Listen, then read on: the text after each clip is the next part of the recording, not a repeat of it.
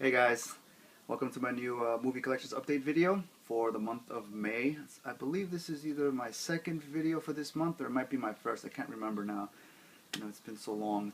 It's just, I don't know. I'm just preoccupied or just distracted with other things that it's just taken me forever to come up with these videos. But anyway, thank you for joining me. I got another nice little selection of films here that I've seen within the last 2 weeks or so. So I want to share them with you guys. So let's get started. Here we go. So the first movie that I have to show you is this film called The Details, which stars Tobey Maguire, Elizabeth Banks, and Kerry Washington. And basically, the movie's about Tobey Maguire's character, who is married to Elizabeth Banks' character in this film, and it's basically them living their life out in a house in the suburbs. And the whole movie kind of revolves around the fact that there's a raccoon that kind of keeps messing up their yard, and Tobey Maguire is trying to do countless types of things to try to get rid of the raccoon, so to kind of stop it from ruining his yard. And he starts talking with other characters, and he begins to show that he's having a little bit of signs of trouble in his marriage with his wife. So he starts consulting his friends, and one of his friends happens to be Kerry Washington, and he kind of has an affair with her. Then starts talking to the neighbor, who's also another female character, and ends up having an affair with her. So it kind of gets a little murky in terms of how Tobey Maguire is trying to deal with the fact that the raccoon is messing up his yard, and he's having a little bit of troubles with his relationship with his wife, and how he's trying to talk to other people to see what he can do to, one, get rid of the raccoon and kind of like trying to save his marriage. But he ends up doing the opposite, and ends up having an affair with these two women. And so the whole story kind of centers around that, him trying to deal with the fact that all these things are happening, and kind of like, karma's a bit of a bitch, because things kind of like just come full circle right back to him anyway. So that's basically just kind of like a gist of the entire film. And I have to say that, I didn't know what to expect when I saw this movie. From the trailers, it looked pretty interesting, although I have to say that anything with Tobey Maguire nowadays, post-Spider-Man, is a little kind of... it takes a bit for me to kind of get used to. And again, just seeing Tobey Maguire in this film, which is, I guess, is pretty cool that he's doing something different to kind of get away from Spider-Man. But still, it's something about his face, that certain kind of facial reactions that he makes that still remind me of him back in Spider-Man. He's doing all those exaggerated crying scenes and all that stuff in there. So some of the stuff that he does here in terms of his acting still kind of reminds me of that as well. But overall, I have to say that it was a fairly decent movie. It wasn't great, right? But it's something that I would kind of like recommend, if you get the chance to rent it, do so. Check it out. If you're a fan of Tobey Maguire, definitely this is one of those things you can definitely check out, just to see him do something different other than, Spider-Man and stuff like that. Although, of course, he is in the Great Gatsby as well, so definitely it's something different really to check out also. So, but again, going back to this film, like I said, wasn't great, but it was decent. Something to watch, on an evening when you don't have nothing else, better to watch on TV or whatnot. So definitely, I would say, if you have the time, check this one out. All right, Details. The next movie that I have to show you is this film called The Guilt Trip with Barbra Streisand and Seth Rogen. And basically, it's about Seth Rogen's character going on a road trip cross country, trying to sell a new product that he invented, and he invites his mom to go along with him as he's doing his sales pitches across the country. And the reason why he does it is because he kind of gets his mom kind of guilts him into thinking that he doesn't pay much attention to her. So he gets the bright idea that, okay, to kind of spend more time with his mom, he decides to invite her to go along with him on his trip. So basically the entire movie is just seeing the two of them trying to get along with each other, since they basically, I believe from what I remember, they don't talk as much. Or it's not so much that they don't talk so much, but his mom is constantly always calling him, leaving him messages, and he is pretty much distant from his mom. So there's that kind of relationship. But on this one occasion when he wants to do this road trip thing, to sell his product and end up in Las Vegas, he decides to invite his mom along the way. So like I said before, the whole story is just seeing how they interact with each other, how they try to get along at the beginning but struggle because of their obvious differences, his mom being overbearing and him just wishing that he had just gone on his own. But then, of course, you see how the changes happen. Of course, when they begin to kind of develop their mother-son relationship with each other, which is primarily like the core of this film. It's really a mother-son film, just to see the relationship between the two of them. And it's a pretty nice film, honestly. It's a nice film, has plenty of laughs. One scene that I particularly found hilarious was seeing Barbra Streisand involved in that steak eating contest, where she has to basically eat I believe a 17 or 20 pound steak in about an hour. So that's pretty hilarious to watch in there. And it's definitely something that you can watch with your mom if you want to, and or watch with your family. So it definitely has a lot of laughs. It's a very nice, heartwarming little film in there. So I definitely recommend this for a lot of people, for a good laugh and just something that you can share with the family. The Guilt Trip, definitely. The next film that I have to show you is Tom Cruise in Jack Reacher. Now, the film basically is about Tom Cruise plays, I believe, this ex-military special ops soldier, and the film opens up with this rogue sniper going on a shooting rampage and killing several people in a public area. So the police actually managed to capture who they believe was the person involved in the shootings.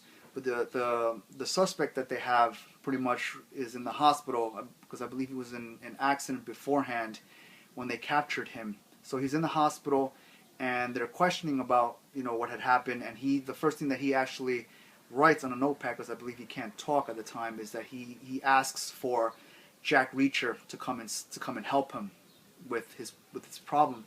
So the authorities go looking for Jack Reacher, and he shows up, and Jack Reacher basically just dives into trying to figure out what happened, who was really involved behind the shooting rampage that killed all different people, and you begin to see that there's a lot more involved with all the victims that were in the shooting. Because at first it basically makes it seem like all the shooting was the shooter was actually targeting random people to kill. But in fact, as Jack Reacher dives deeper into figuring out what happened, he begins to make connections that there are actually several people that are connected to a bigger plot, and it's the reason why they were killed to begin with. So basically, that's the entire premise of the entire story is, Tom Cruise's character, Jack Reacher, trying to find out, who was responsible, who was the guilty party, why they did it, and at the same time trying to kind of get himself out of the mess that he's further diving himself into as well. Now, I have to say that Tom Cruise, has been in a lot of movies lately where he's played, again, the action hero type character, but he does a really good job at portraying these characters, and Jack Reacher basically is no less in terms of how he delivers, a top class action hero type character. Like, he really, knows how to mold these characters, into, his style of acting, and being able to deliver in terms of what the movie, intends to show you. So I have to say that Tom Cruise did a great job actually portraying this character. And from what I heard from other friends of mine that have seen this movie, they told me that basically this film is actually based on either a comic or a graphic novel of the same name. And what they told me is that the character in the either comic or graphic novel is completely different than how Tom Cruise appears in this film. Like, he's in the graphic novel, I believe he's supposed to be a lot bigger, a lot stockier, which is the complete opposite of what Tom Cruise is. But it's the fact that Tom Cruise delivers such a top-notch performance that he makes you believe that he's actually capable of all these things, of being a real vicious fighter and being very technical and knowing how to intimidate people, despite his size, of course, being different from what the original character from the graphic novel is supposed to be. And again, I have to, even though I've never seen the graphic novel or anything like that, but I pretty much agree with what my friends have said about this film. And again, pretty much give a lot of credit to Tom Cruise for just being able to perform so well that he can make his character so believable, despite the fact that, of course, he may not look as, big or menacing or intimidating, but yet, again, his presence and just how he delivers lines, his dialogue, the way he interacts with other characters just makes it that much more believable. So definitely I would recommend Jack Reacher, something you guys, should definitely check out if you haven't seen it. All right. The next film that I have to show you is Guillermo del Toro's Mama, starring Jessica Chastain, who you might remember was also from Zero Dark 30. And here she plays the girlfriend of of a man whose brother actually takes his two daughters and runs off into the forest and leaves his two daughters. Well, he doesn't leave his two daughters, but he ends up getting um, killed by a spiritual presence, and his two daughters are left uh, on their own, living in the house for 5 years.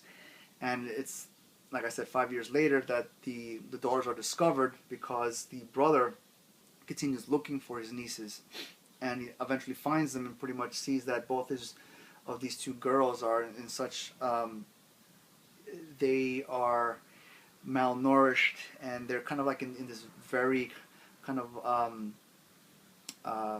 savage state where basically they've learned to fend on their own. It's almost like being savage animals, but that's basically how they learn to be able to, you know, feed themselves and just protect themselves. And of course there's the sinister spirit plot aspect behind it as well.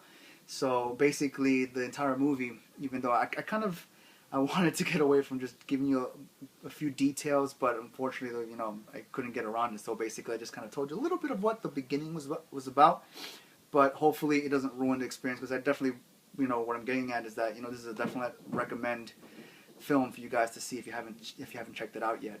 So basically the entire movie is seeing how the two girls are brought out of that savage environment where, you know, they fended for themselves, and they're brought back into the household of their uncle and his girlfriend, who's played by Jessica Chastain, and how they're trying to get them to feel comfortable back, you know, in a normal setting, but yet there's the evil presence that's still behind them, that still kind of has a grip on them and doesn't want to let go.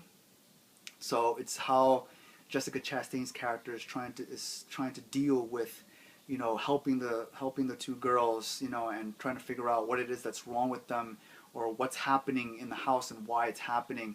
So I have to say that it's a pretty good film. It's not, you know, scary. It's suspenseful, but of course it does have, you know, a couple of jump scares that do come out, but they're actually well put, so they don't feel like, you know, predictable or anything like that. So I have to give Guillermo del Toro, you know, a lot of credit for, you know, still having a knack for making films like this. And he based this movie on a short film of the same name. And when you watch the short film, you can see just that, you know, there's a lot of elements that inspired Guillermo del Toro to make the full-length feature film based on that. So, and he incorporates a lot of the same elements of, you know, creepiness from the original short film into the full feature. And it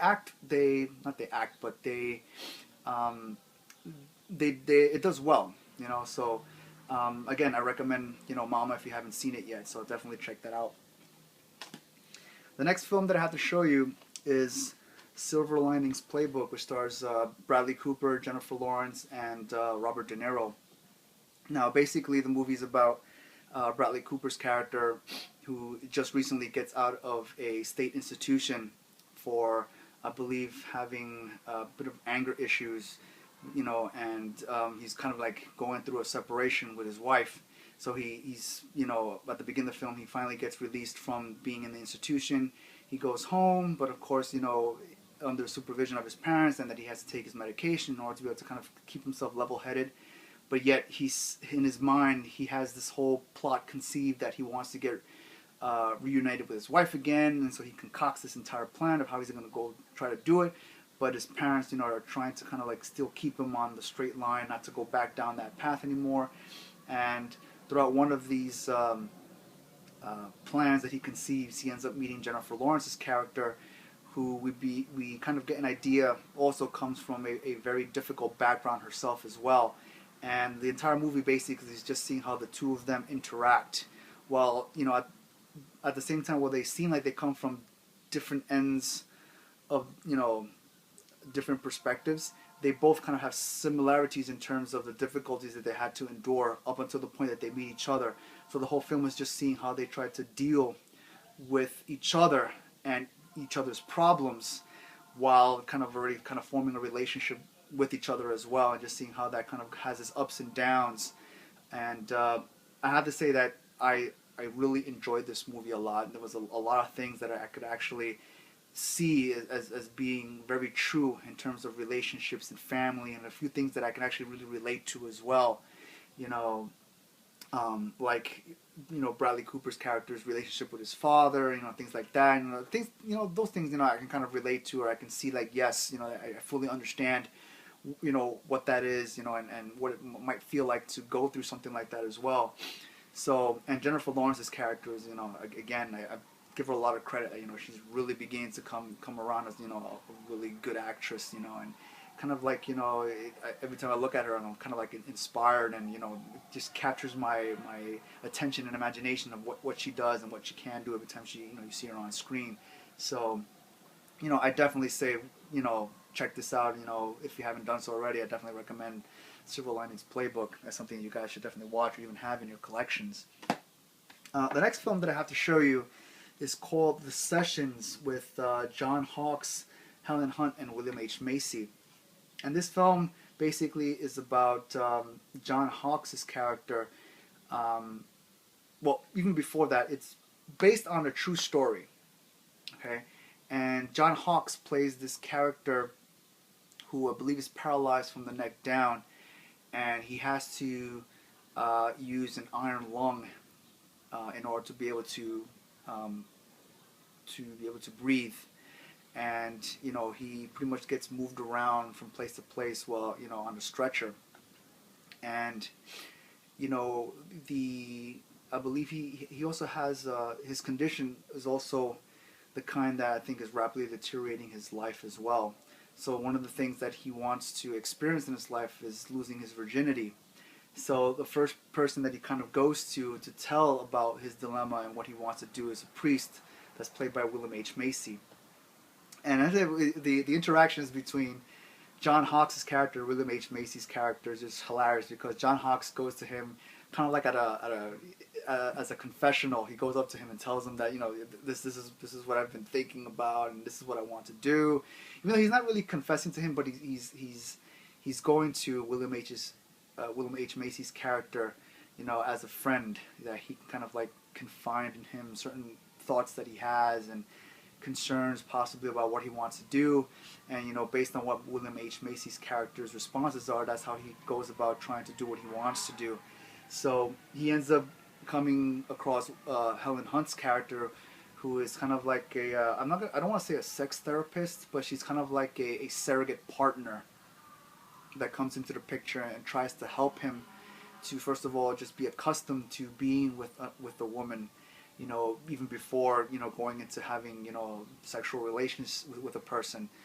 And so the whole story basically revolves around that, just seeing the interactions between John Hawkes' character and Helen Hunt's character as she tries to help him, you know, fulfill his wish that he wants.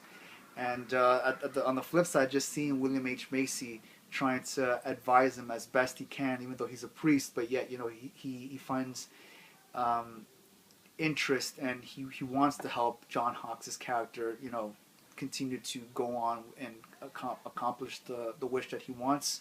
You know, so basically, it's a really nice story just to see, you know that what a person who has this type of disability, you know, would do in order to, I guess, look for help, or just find, you know, someone that they would listen to their problems or their thoughts or ideas, and just what kind of advice that person would give them depending on what it is that, you know, the person with the condition is asking.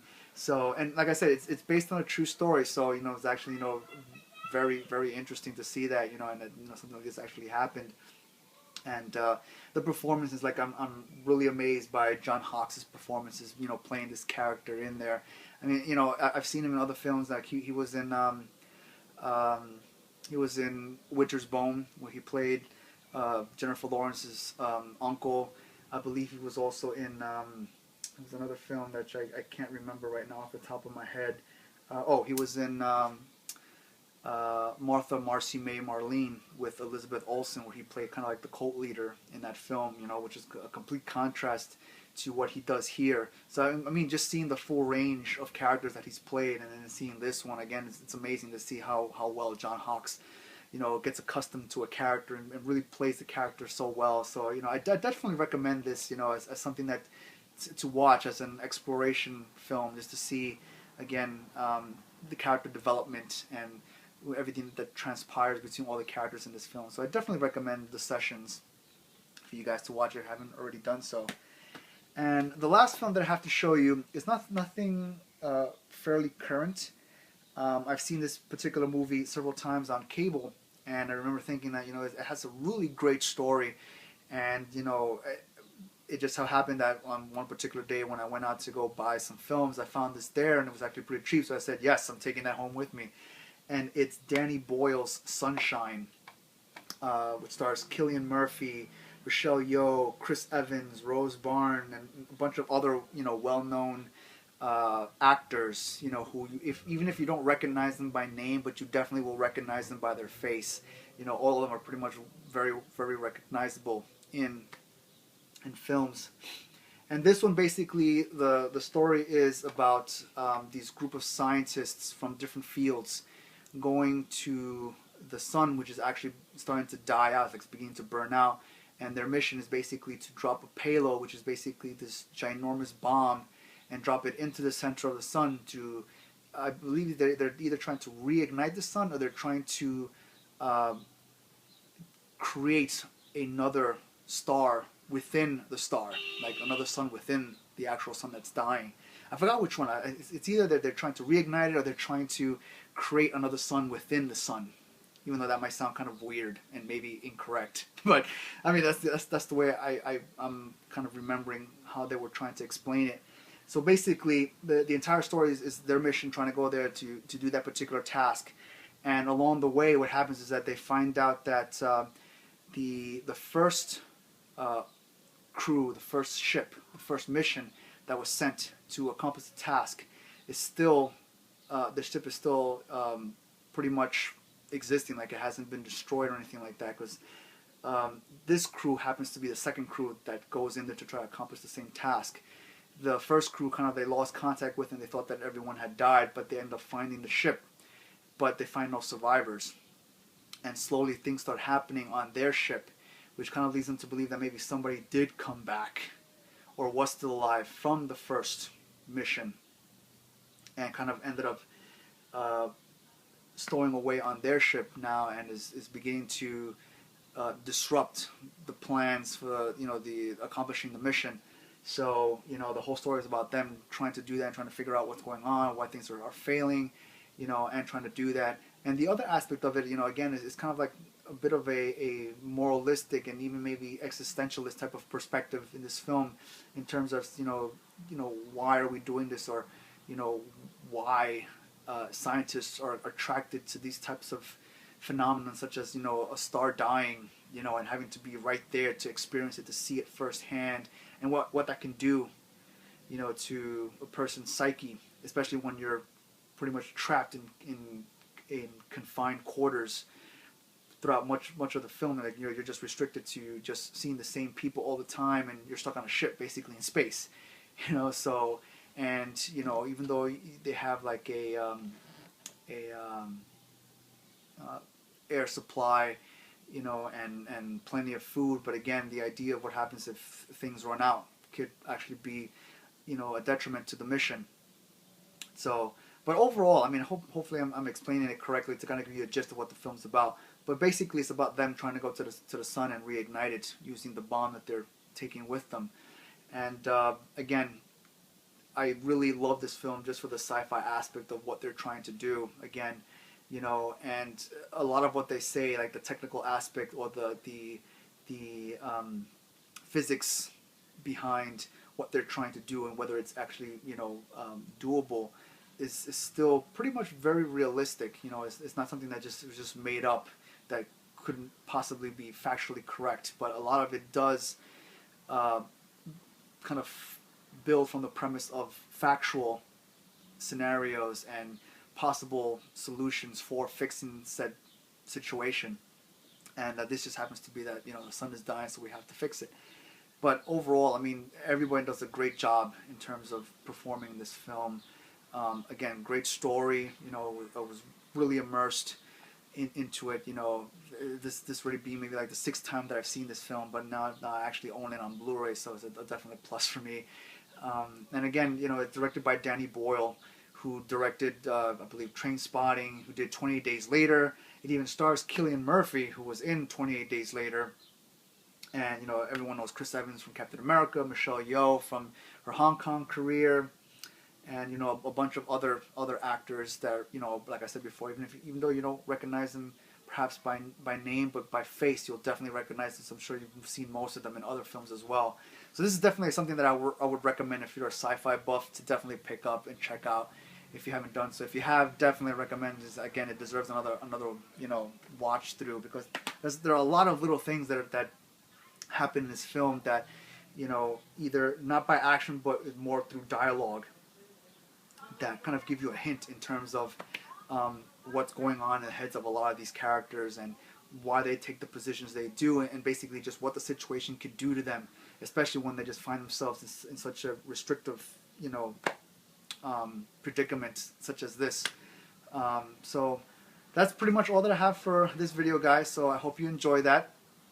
I probably will have my next movie collections update video either at another one probably at the end of this month, or definitely, you know, at the beginning of June I'll have my next one. So definitely like my video if you like what I had to say about these films. You know, click subscribe if you want to, you know, stay on top of everything that I come out with. I should be having a couple of new, maybe like small little mini films that I'm kind of trying to, or in the process of trying to put together. So definitely look out for those. And that's pretty much it, guys. All right. Thanks for joining me, and check you out later. All right.